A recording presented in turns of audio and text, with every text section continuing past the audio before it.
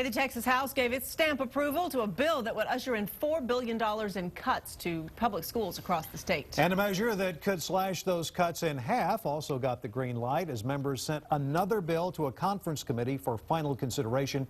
KXAN political reporter Josh Hinkle is here. And Josh, this was the sudden move to use that rainy day fund. That's right. It's really something that's just come up in the last couple of days. If there is more money than originally projected for the rainy day fund, up to $2.2 billion of that extra would go back to schools, reducing their cuts by half. Many thought this week's final fight for funding was largely symbolic. Teachers, parents, and students had a slim chance at more money, but wanted to show Republicans they didn't like the cuts coming their way. Please listen for just a moment and see if this is something that you could consider. Now, thanks to an amendment by Austin Democrat Representative Donna Howard. Dear Senator Davis, please keep public education cuts to a minimum. And Democratic Senator Wendy Davis's filibuster to make time for such an effort. It was inspired by a conversation that I had in this room with these folks who said, help us get a second bite at the apple. Schools could receive more than $2 billion from the rainy day fund, once thought off limits thanks to the GOP majority at the Capitol.